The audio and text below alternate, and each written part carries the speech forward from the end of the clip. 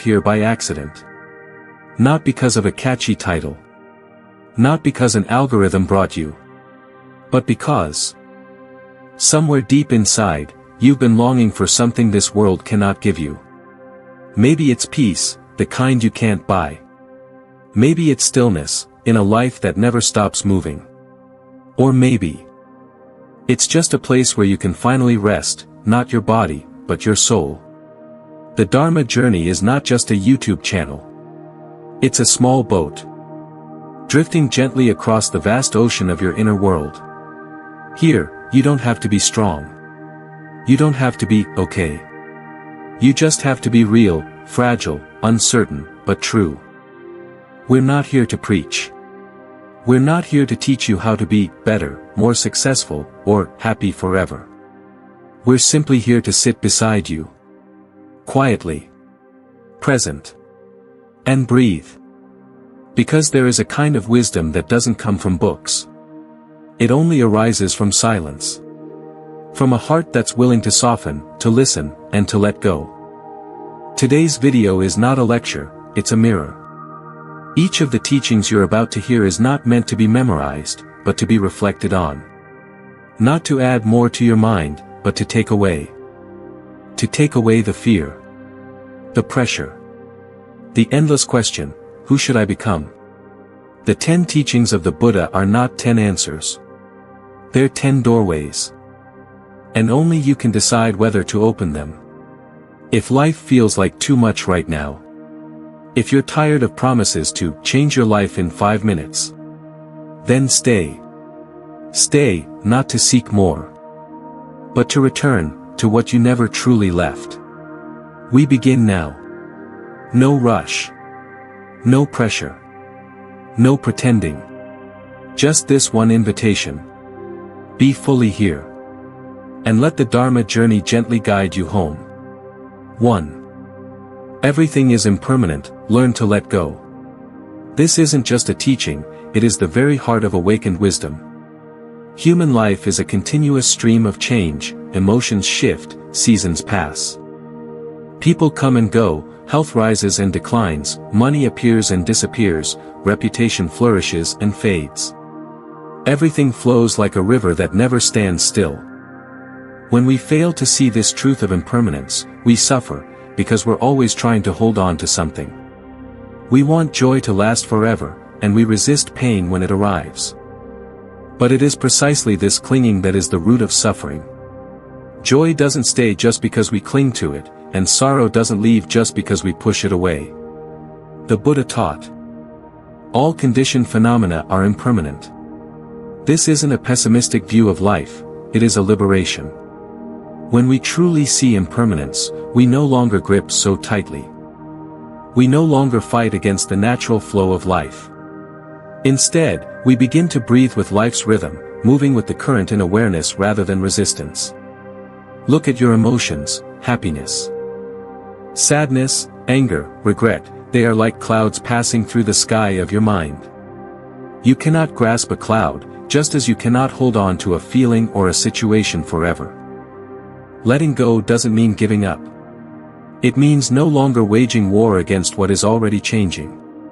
When you accept that everything is in flux, you are no longer paralyzed by the fear of loss. You begin to see beautiful moments not as possessions to be hoarded, but as gifts to be honored while they are here. And when they fade, you can smile, not because you're unaffected, but because you understand, it was never meant to stay, and that's okay. Letting go also means releasing the ego, the part of you that wants to control, that wants certainty. That demands to know what's next. But life doesn't follow the ego's map. Life moves on its own terms, often unpredictably, often with challenge. But it is within this uncertainty that the deepest transformation is possible. Try, just once, to soften your mind. Don't resist. Don't try to figure it all out. Just sit still, breathe, and feel. In that moment, you may discover a strange kind of freedom, not from gaining something new, but from releasing what no longer serves you. A heart that knows how to let go is a heart that knows how to open. It is not chained by memories, nor imprisoned by expectations. It lives fully in the now, touching life without attachment. When you practice letting go, you begin to realize, what you thought was loss, might actually be a beginning. What you feared as an end, may be the doorway to deeper awakening. And so, you walk this path of life with more lightness, no longer burdened by the past or gripped by anxiety about what's to come. Impermanence is the truth of life, and letting go is the art of the awakened. When you learn to let go, you are no longer a victim of circumstance. You become a companion of life, walking alongside it, not against it. And in this letting go, you discover a peace that runs deeper than pleasure or pain. A peace not dependent on anything outside of you. A peace that blossoms from within. 2. Suffering is a part of life, don't run away. Understand it. Suffering is not something unnatural, wrong, or meant to be erased from life. It is an inevitable part of the human journey. The Buddha did not declare life to be all suffering, rather. He revealed that suffering is the first noble truth, and only by turning toward it with awareness can we begin to free ourselves. Pain is not our enemy, it is a strict teacher, sometimes silent. Sometimes screaming, but always bearing a message we are meant to hear. Inside every wound lies a lesson unlearned. In every tear is a doorway into the deeper layers of our inner world. But we fear suffering. We run from it by drowning ourselves in busyness, consumption, endless distractions, hoping that if we don't look at our pain, it will disappear. Yet the truth is this. Suffering doesn't vanish when ignored. It only sinks deeper into our unconscious, waiting for the right moment to erupt, often more violently, more chaotically. Instead of asking, "Why am I suffering?" try asking, "What is this suffering trying to teach me?" Maybe you're being asked to release an expectation. Maybe life is teaching you how to love without control. Maybe this pain is calling you to face yourself, without denial, without disguise. Suffering is part of the spiritual path. No awakening has ever been born without first walking through darkness. No true clarity ever came without breaking apart first. Just as the lotus rises from the mud, your heart may need to fall before it learns how to open in truth.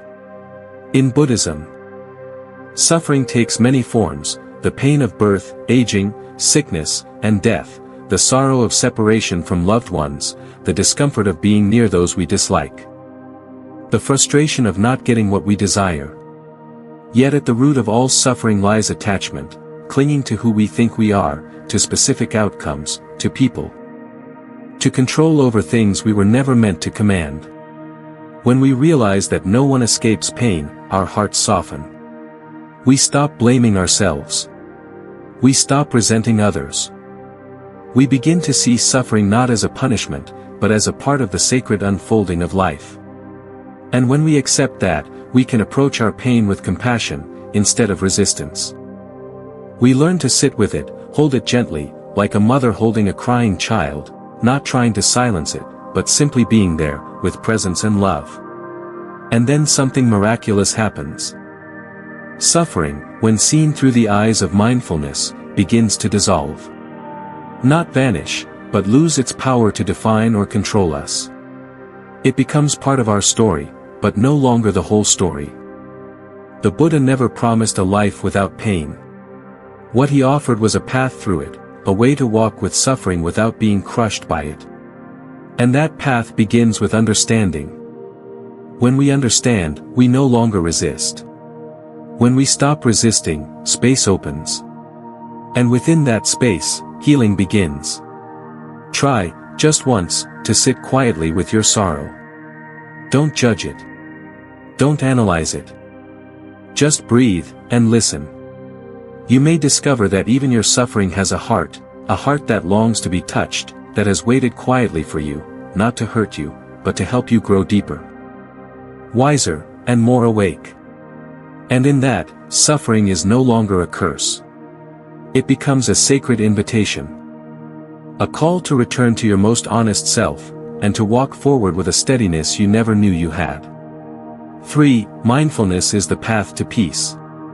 Peace is not something we find at the end of the road. It is something that can bloom right here, in every step we take, in every breath we breathe, if we are truly present. Mindfulness, the awareness of the present moment, is not just a technique, but a way of being, a returning to what is real. When you live mindfully, you are no longer pulled into the past, with its regrets, resentments, and unresolved wounds. Nor are you pushed into the future, filled with anxiety, expectations, and fears that haven't yet come. You stand rooted in the now, like a tree anchored deep in the earth amidst the storm, silent, steady, and strong. Mindfulness does not demand that you become a better person. It doesn't require that you master complex teachings or sit for hours in meditation. Mindfulness simply asks you to show up, fully and honestly, for what is already here. It's when you wash your hands and feel the water as it touches your skin. It's when you eat and actually taste your food. It's when you listen to someone and resist the urge to interrupt, choosing instead to open your heart to who they truly are. In a world that moves too fast, where the mind is constantly pulled in 1,000 directions by notifications, plans, and fears, mindfulness becomes the space where you can finally breathe again. It reminds you that you are not a machine, not a checklist, not a product of productivity. You are life itself, and life only happens in this moment. Mindfulness doesn't eliminate challenges, but it allows you to face them without being consumed. When you are sad, instead of labeling it bad, you simply acknowledge, this is sadness. You stay with it. You breathe with it. You stop running from it. And this simple recognition, this gentle holding, becomes the first step of healing. Mindfulness is also the foundation of true understanding and compassion. You cannot love someone if you are not present with them. You cannot understand yourself if you are always too busy avoiding your own inner world. Every moment of mindfulness is an invitation to listen more deeply to the needs of your body, to the fatigue in your mind, to the longing of your heart to be accepted, held, and loved. Imagine you are a small boat floating on the ocean of life, with waves crashing, winds howling, and the sky often unclear. Mindfulness is the anchor dropped into the depths. It doesn't stop the storm, but it keeps you from drifting away. And from that stillness, you begin to see things more clearly, not reacting, not panicking, but choosing. To listen instead of shouting, to breathe instead of fearing, to smile instead of blaming. Mindfulness is not lofty or abstract. It is a practice, simple, yet profound. You don't have to go far to find it.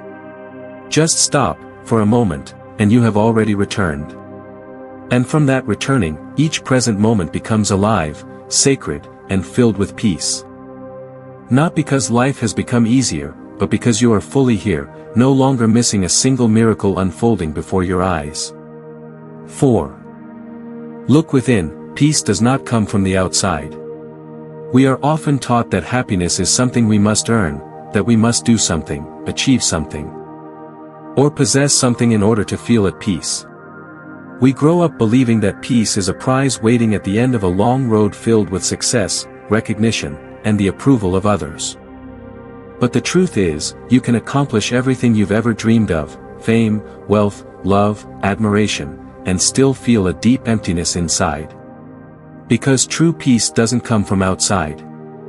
It doesn't exist in anything you can hold in your hands. It is a state of the heart, born from within, when the mind learns to stop chasing and simply rest. When you look outward for stability, you will always be disappointed. This world is in constant motion. Praise today may become criticism tomorrow. Someone who loves you now may leave you later. Everything outside is fleeting, fragile, and ultimately beyond your control. But when you begin to turn inward, to listen, to understand, to love yourself, you discover a peace that doesn't depend on circumstance. A calm that isn't shaken by gain or loss.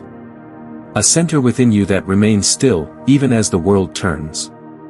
True peace is not when everything is calm and perfect around you. It is when you remain grounded within the chaos. Like a still lake reflecting the sky, it doesn't control the clouds or the wind, but it remains clear and unmoved. Your mind can be that lake. When your heart is at peace, everything else begins to soften. Not because the world changed, but because your way of seeing it did. When the storm within settles, even the storm outside seems less threatening. We suffer not because of what happens to us, but because of how we react to it. A single harsh word can shake us, not because of the word itself, but because it touches a wound we haven't yet healed. When we look within, we begin to recognize those wounds. We learn to hold them gently, to ask why they hurt, and slowly. We learn to stand without armor, not because we are unbreakable, but because we are no longer afraid of being broken. Turning inward takes courage. It asks us to face what we've avoided, our fear, our loneliness, our unanswered questions. But it's in those very places that peace begins to grow. No one can give you peace if you're not willing to meet yourself first. No one can truly hurt you once you've understood your own worth and values. So pause. There's no need to keep running. There's nothing more you need to chase.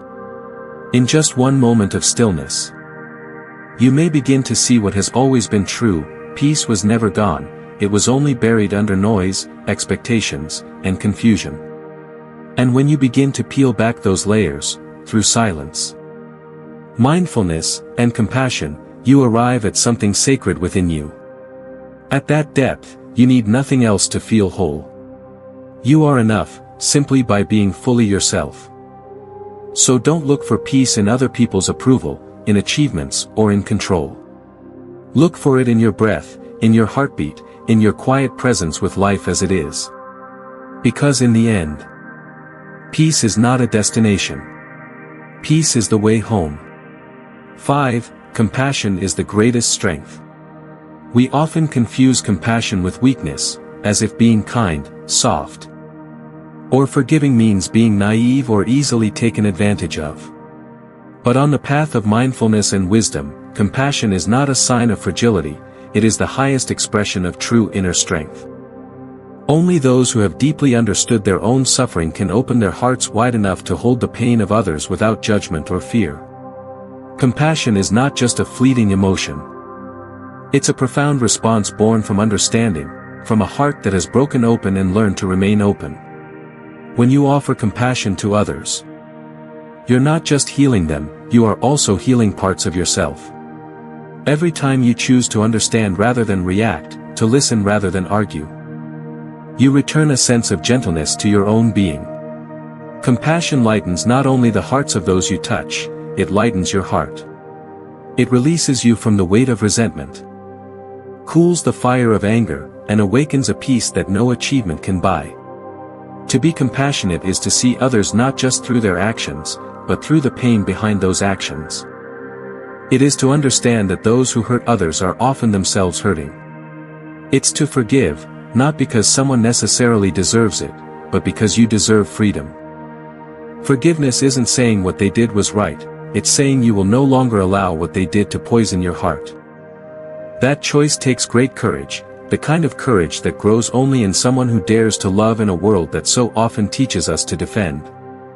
In Buddhist wisdom, compassion and insight are not separate. The deeper your understanding of impermanence, suffering, and interbeing, the more naturally your heart opens. Not because you are naive, but because you see clearly, everyone is struggling, everyone is searching, everyone is trying to come home in their own way.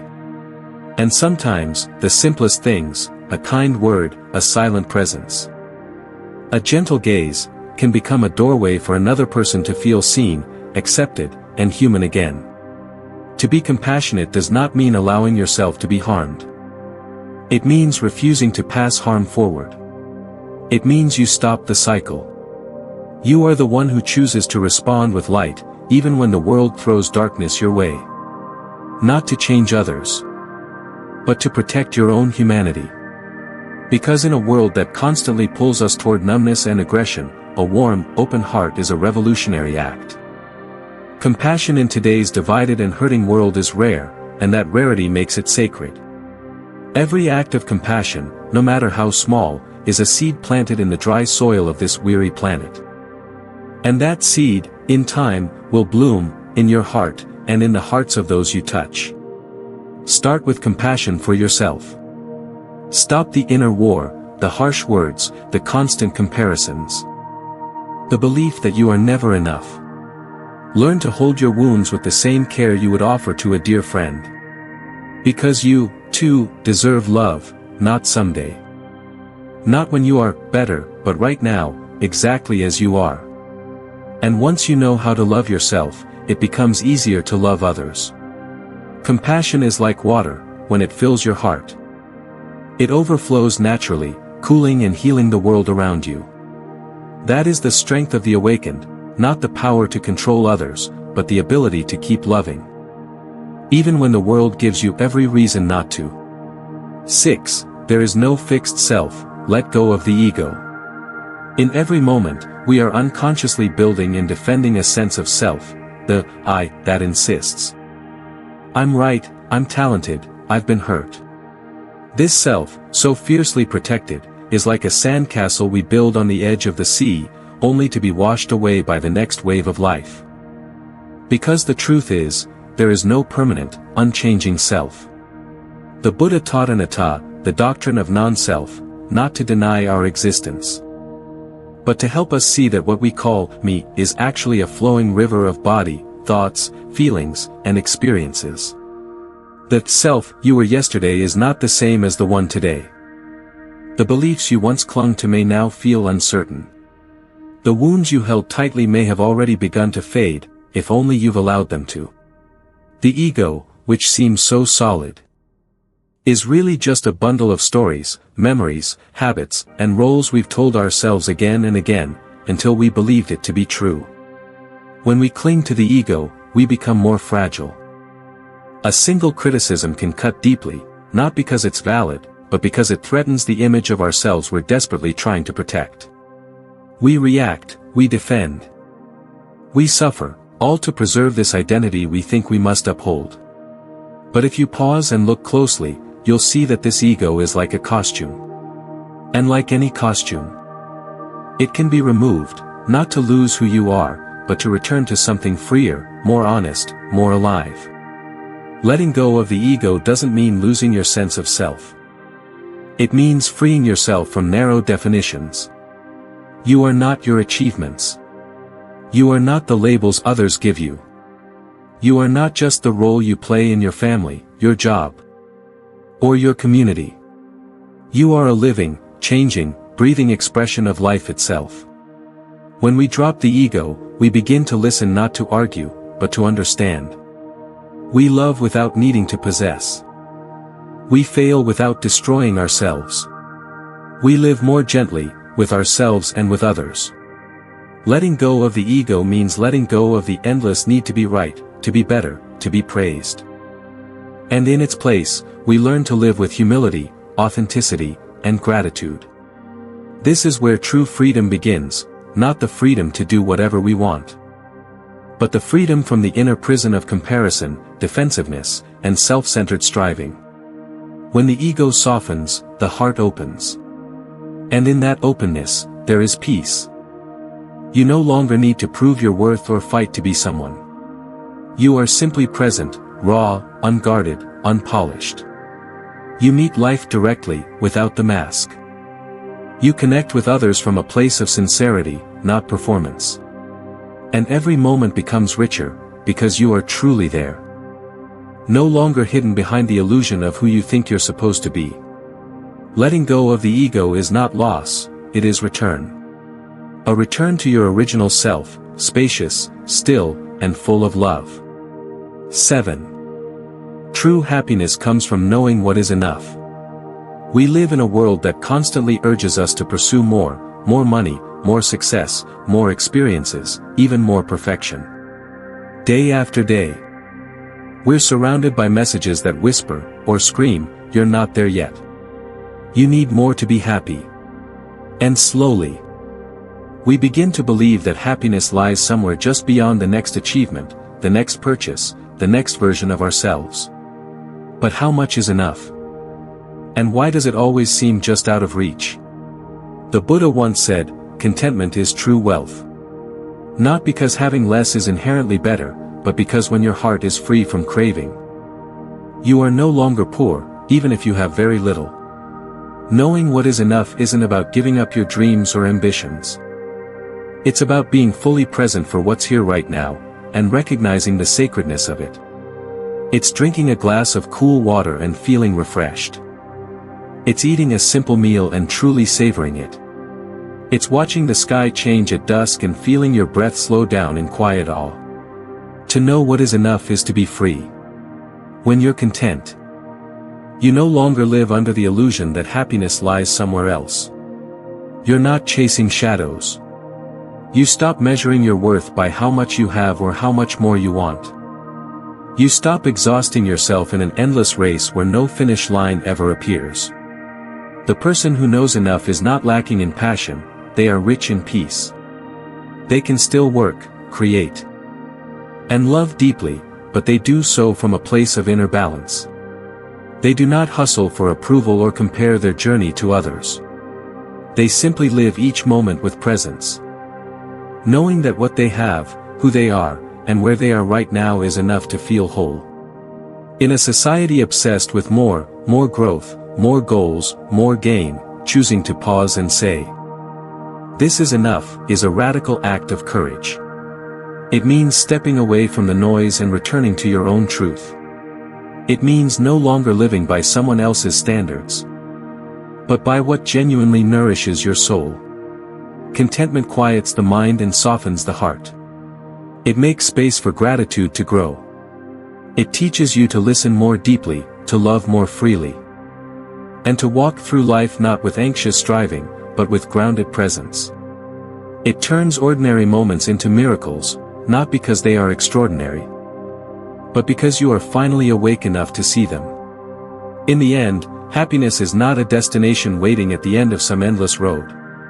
It is a way of walking, lightly, wisely, and with a heart that no longer chases, but rests. The person who knows what is enough has already arrived. Not because they have it all, but because they no longer need it all to feel complete. And that, in itself, is the greatest wealth of all. 8. Your thoughts create your world. The mind is the root of all experience.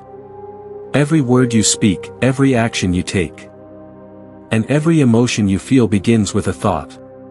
The Buddha taught, the mind is the forerunner of all things. It is the master, it creates all. This means that the world you perceive is not just shaped by what happens around you, it is deeply influenced by what happens within you, by how you think, how you interpret, and how you respond. If your mind is filled with worry, doubt, or resentment, even a life full of blessings may feel heavy and unsatisfying.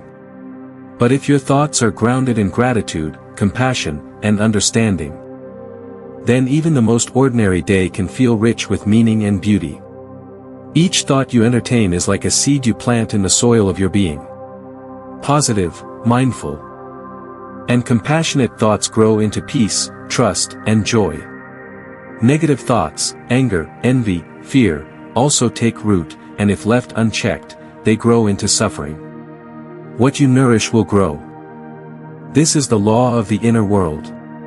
The key is not to control every thought that arises, that's impossible. Thoughts come and go like clouds drifting through the sky. But you can choose which ones to water, which ones to simply observe and let pass.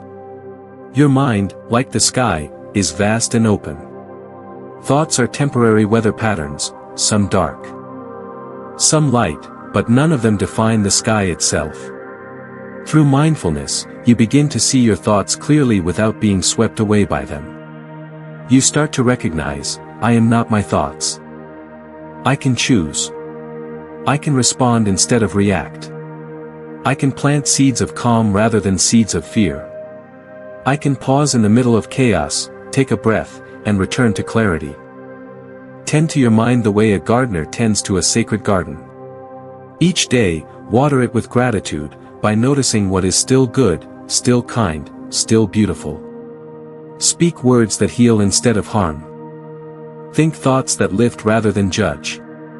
Reflect on the good you can bring to the world, instead of dwelling on what has hurt you. And slowly, something will shift. The world around you will begin to feel softer, brighter, more connected, not because the world has changed, but because you have. A peaceful mind sees peace. A compassionate heart sees the suffering of others and meets it with care, not blame. When you change the way you think, you change the way you live. In the end, you are the creator of your inner world.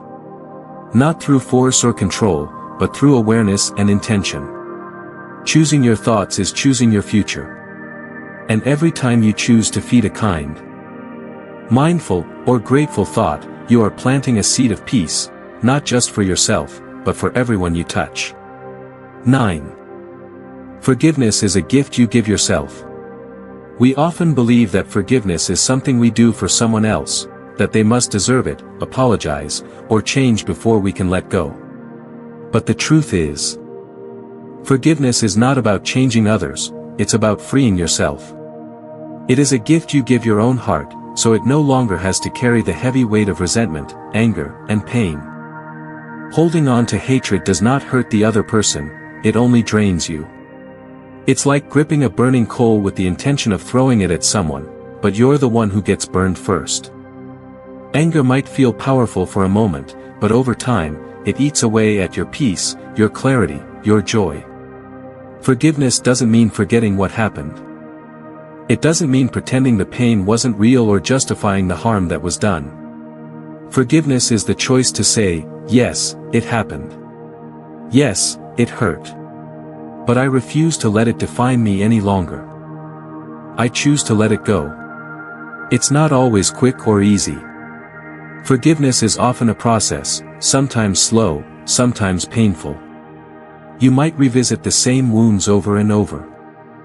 But with each breath of letting go, you loosen the grip that suffering has on you. Slowly, you begin to breathe easier. You begin to heal. When you forgive, you're not saying the other person was right, you're simply refusing to let what they did continue to hurt you. You're stopping the cycle of pain. You are stepping out of the shadows, not to forget, but to reclaim your light.